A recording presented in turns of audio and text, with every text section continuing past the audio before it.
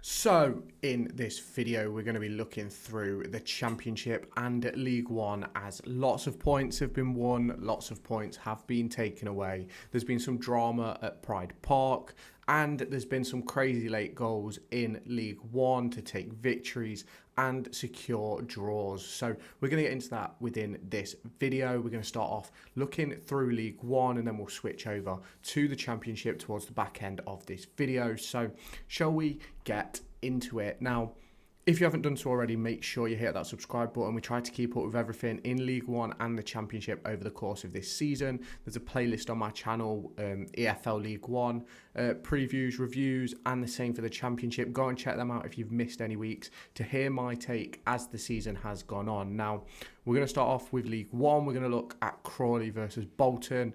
In my opinion, looking through the numbers, looking at the highlights, it looked as if it was a fairly even game between both Bolton and Crawley, but Bolton just had the more clinical edge. Kyle Dempsey scoring in the 5th minute, John McAtee rounding out the scoring after 78. Now, Crawley's got off to a good start, and lots of people were thinking that people underestimated Crawley, but they now sit with no winning 5 in 20th place.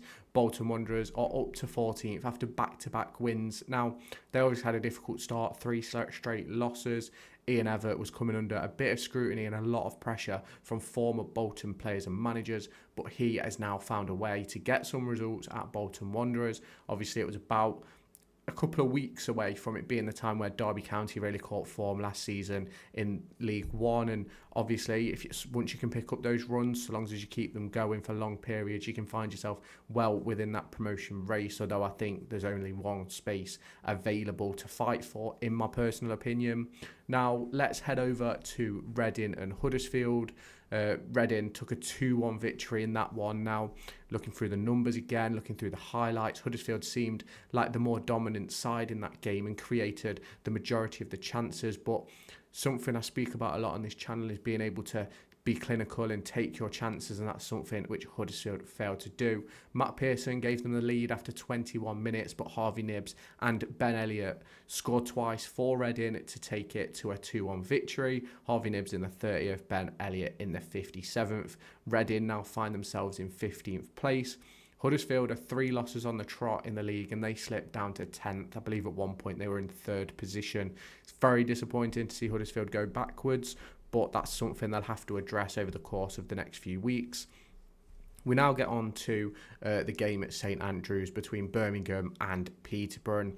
Very, very interesting, very entertaining game in my opinion. Birmingham City gave up 2 goals early on in the game, in the 4th minute and the 16th. I believe the first one was a keeping error, which ended up giving the ball to Ricky J. Jones, and then the second one was from a corner. Now, the Blues did battle back from being 2-0 down.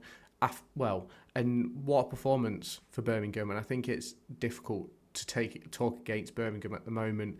They're in a really, really good position, and they're obviously by far one of the best teams in this division. Willem Williamson scoring in the 24th minute, and Oscar Walling own goal after 49, and then Christian Bielik gave them the victory after just 66 minutes. The Blues top the table in League One with 19 points. Peterborough sitting 12th. It's been a bit of a hit and miss start for Peterborough, as I think you can imagine, with where they're sitting in the league table, but they're certainly going to find their way as the season progresses. I think this was always going to be a difficult game. It's going to be the most difficult game of the season for everybody going to St Andrews or even playing Birmingham at home. It's always going to be difficult, in my opinion. So yeah, as I say, Blues top the table now with 19 points. They are now the sole leaders of the table, as Wrexham dropped points this weekend. Blackpool then, they faced Burton, and the seaside town of Blackpool battered Burton, with all due respect. It was a 3-0 victory. Odell Afire scoring after 19 minutes, Robert Apter scoring after 50, and Lee Evans after 75. Blackpool are now 4 wins on the spin, sitting in 4th place. I think they're about 6 unbeaten if you're counting cup games as well. And the Brewers have faced back-to-back defeats for the first time this season, are still yet to win a league game this campaign, and that's something which the team at Burton are going to be looking to rectify, because it is really disappointing for them with all the signings and things they've made over the course of this summer. I think to see them in the same position that they were in just a few months ago, towards the back end of last season, in that relegation zone, because they're sitting 22nd, it is very, very disappointing to put those two together, because obviously when you get a new takeover and you get a new group, you want sort of the Birmingham City effect where it's really boosted. And you look at Burton Albion, and yes, they've put all that money in, they've bought in all those players, but it just isn't quite clicking. Now, there's obviously a long way to go in this season. Do not count Burton out for turning this around. There's obviously, I think is there 39 games to play in League One. So there's certainly plenty of opportunities and plenty of points available for Burton to climb back up the table. But now we head down to Bristol Rovers, where we see another team come from behind, and that is at Wycombe Wanderers. The game ended 2-1. Now, Bristol Rovers haven't had the greatest start to League One this season. This game means that they're now 4 losses in a row. Scott Sinclair did give them the lead after 70 minutes before Daniel Harvey and Joseph Lowe returned the favour for Wycombe Wanderers, scoring in the 77th and the 90th. Plus 6th minute to take the win. That's 4 wins in 5 now for Wycombe Wanderers. They're sitting in 7th position. I think they're level on points with the playoffs, if I remember rightly. It's going to be really interesting to see how they get on over the course of the rest of this season. I think they've had a really, really good start to life in League One this year. And I think when you look at Wycombe Wanderers, they obviously lost Gareth Ainsworth, was that about a season and a half ago now, when he went to QPR, and they struggled throughout periods of last season and straight after he left, but I think they've done an excellent job in sort of rebuilding and refreshing what Wycombe Wanderers is. And obviously I believe they're under new ownership now, which is obviously going to help them push on to new levels, hopefully. But as I say, Wycombe Wanderers in 7th, 4 wins in 5. Bristol Rovers 21st with 4 losses in a row. Really disappointing for Bristol Rovers. Cambridge and Lincoln then next, and I'm really disappointed with the performances that we're seeing from Cambridge, and it's not necessarily that they're putting in bad performances. They just can't finish their dinner, is a simple way to put it. And it's the same again in this one. Lincoln City take all 3 points, a 2-0 win. Freddie Draper and Bailey Kadamaturi scoring in the 26th and 68th minute respectively, and that now puts Lincoln City 3rd. They're 5 points off Birmingham City at the top of the league, while Cambridge sit rock bottom. They're 3 points off the closest team and 6 points away from safety. It's going to be very difficult for Cambridge. I do think they're going to end up making a change in the management department, maybe heading into the next international break. That's something which I have to see, and we'll keep across as things happen. Obviously, as of right now, I don't believe anything has happened, but it wouldn't surprise me if something is in the works there, because you look at the squad that Cambridge have and how they were performing towards the back end of last season. Now, I don't think they were incredible last season, but they put in some really, really good performances, which looked like a turning of the tide for Cambridge to sort of build themselves into a stable League One club. But it doesn't look that way, and it looks like they're going to be in a relegation battle this season. Now we head to Leyton Orient, and they faced Wrexham in what looked to be a very difficult game, and we know Orient have had a really difficult start to life this season, obviously battling towards the top end of the table last year. I think they ended up finishing 9th or 10th, but they now sit 18th and off 4 unbeaten after they started the season with 4 back-to-back defeats. It was a 0-0 draw, and realistically Leyton Orient were unlucky not to beat Wrexham in this game. Wrexham now slipped to second, 2 points away from Birmingham City, but obviously I think they're 2 or 3 points ahead of third place Lincoln. Is it Lincoln? I think are sitting in third. So it's going to be interesting to see how Wrexham bounce back. Obviously, losing the lead of the table and having played a game extra as well on Birmingham City makes it a little bit difficult. We then head to Northampton, and they face Mansfield Town. And looking at the numbers, looking at the data, looking at the highlights of that game, it looked like a very attacking encounter from both sides. Abundance of chances created on either end. Will Evans scored in the 47th minute, and Aaron Lewis rounded off the scoring in the 89th.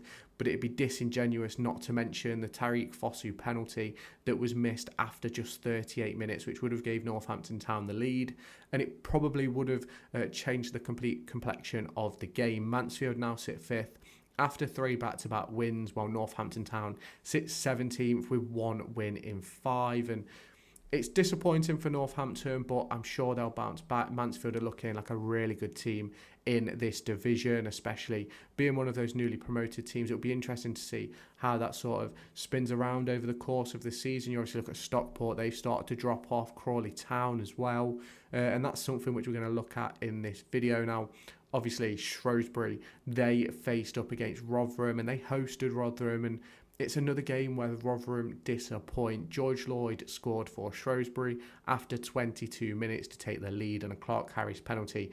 It earned Rotherham a draw, and for me, I'm really disappointed with Rotherham and Steve Evans. They're currently sitting 19th. They haven't won a game in 4, and they've not done much really this season in general. So it's going to be interesting to see how long that lasts. I certainly think that could become a talking point. Pretty similar to Cambridge in the way of Rotherham will have wanted to be at the top end of the division, battling your Birminghams, your Wrexhams, your Barnsleys, your Lincolns. But they're just on, and they just haven't quite been at the races this season. Shrewsbury sit 23rd.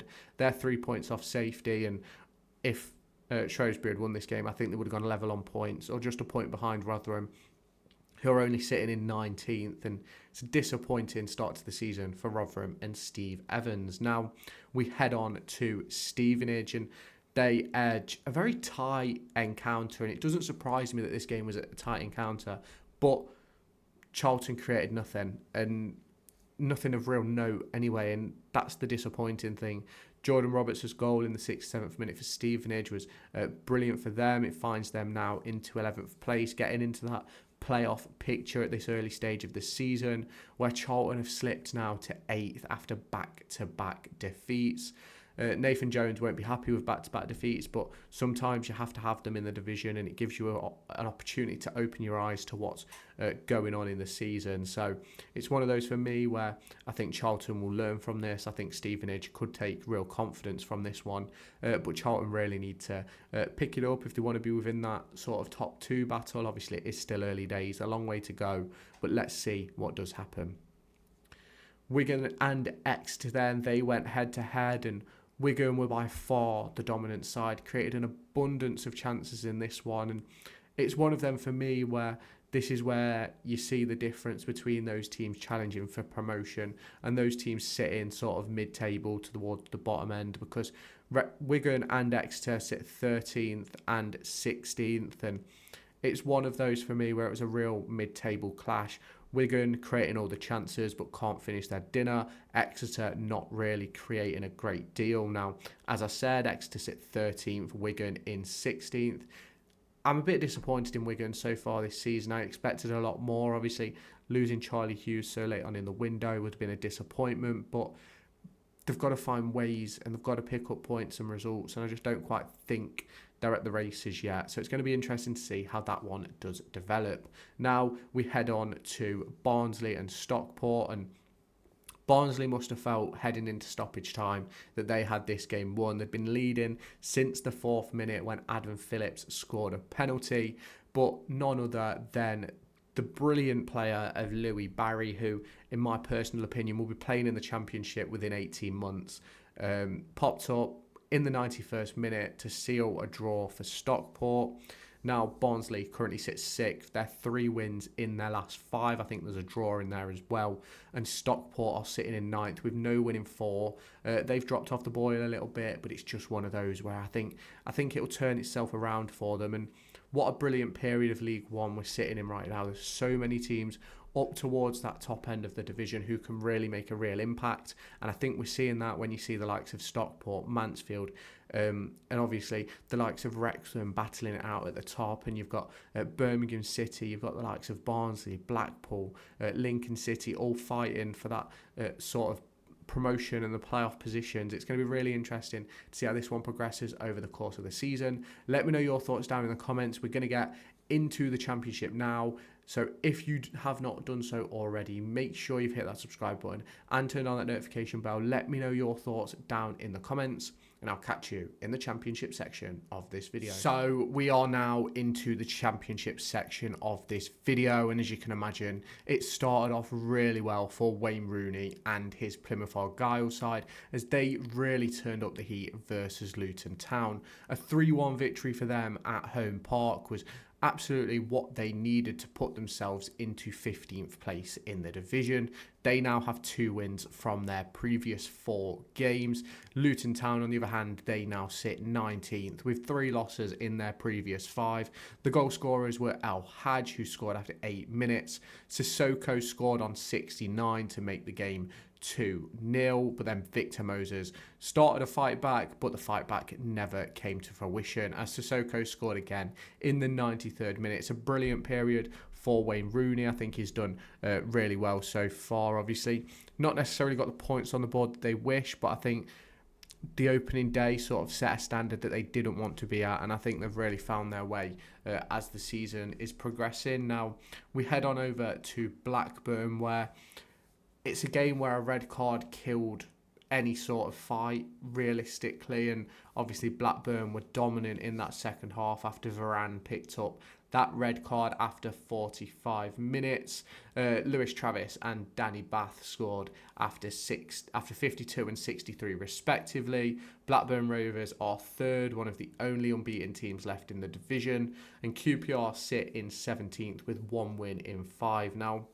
QPR have played some really, really good games, and I don't quite think they've got the points that they deserve from it. I think that'll change over the course of this season, but now we're going to head to Pride Park, where if you haven't seen already, go and check out my initial post-game reaction. It's sort of like a match day vlog video. It should be the previous one on the channel, and realistically, referee chaos killed the game.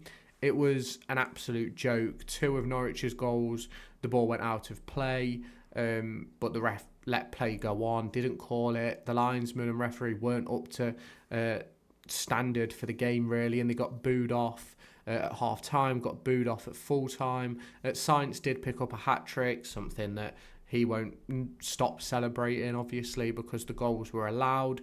Craig Forsyth scored on his 300th league appearance for Derby County, and Corey Blackett-Taylor bagged his first goal in Derby County colours since signing in January. It's Derby's first home loss in 9 games. That's how far you'd have to go back for their previous defeat. And it's Norwich's back-to-back win, which is excellent for them. They find themselves in 10th. Derby find themselves in 13th. I think most Derby County fans will say that they're not necessarily bothered about losing because they didn't anticipate picking anything up from this game. Now, I know a lot of people say Derby were at home. We probably anticipated a good result. And to be honest with you, we should have had a good result. I think the goalkeeper for Norwich, I think it's Angus Gunn, did really, really well towards the end of the game. There was mega opportunities for Derby County to equalise and were just unable to do so.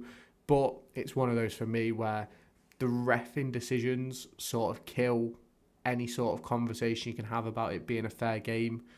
It's all right if there's just one, you can move past it. But when there's 2 of the same mistake in a game, it's really, really disappointing. And obviously, we'll have to move on from that. Now, Sheffield Wednesday end the unbeaten streak of West Bromwich Albion. A Furlong own goal after 9 minutes sort of put West Brom in a bad position, but then Windass scored after 23 to make it 2-0. A quick fight back from Maja and Mowat for West Brom made it 2-2 after 84 minutes, but Musaba scored after 86 to give West Brom their first victory since the opening day. Now, West Brom are still sitting top of the division. I believe they're a point clear of Sunderland, but a disappointing day for them all round. They'll think that after equalising in the 84th, they should have either gone on to win the game or held out for a draw. Sheffield Wednesday now sitting 18th, obviously, as I just mentioned. Their first win since the opening day versus Plymouth Argyle. It's going to be interesting to see how they get on for the rest of this season. Now, Cardiff City sacked their manager earlier this week. I gave my initial reaction in a video. If you haven't checked that out, make sure you go ahead and do so. Hull 4, Cardiff City 1. Hull went behind after about 18 minutes in this game to a Robinson goal, and Cardiff looked to be doing all right, But then all of a sudden the switch flipped and Bellumi scored twice after 22 and 35 minutes before Zambrano offered the third, and Badia closed out the scoring with a 91st minute penalty. Hull City have got their first back-to-back wins of the season. They're currently sitting 12th in the league, whereas Cardiff are rock bottom. 4 defeats in a row. They've picked up 1 point in the entire campaign, which is obviously difficult for Cardiff City and Cardiff City fans. Hopefully their new manager will solve their problems. Now, we head on to Leeds in a game where I believe Leeds showed proper champions nature. They're currently sitting in 5th with 4 wins in 5 games. Coventry are sitting now in 21st with no win in their previous 5. You look at the players that Leeds United have got, and it's not a surprise that they're in the position they're in, and I do think they're going to be one of the teams to watch out for in this division. Nonto scored after 16 minutes, Bogle after 49, and Joel Peru after 79 to round out the scoring. I think Leeds United are going to be a force to be reckoned with in this division. Anyone who's picked up points or picks up points off them this season is going to have to play really, really well, or Leeds are going to have a really bad game. Now we head over to Middlesbrough, and they face up against Stoke City, who have a new manager at the helm, and it's not quite gone to plan.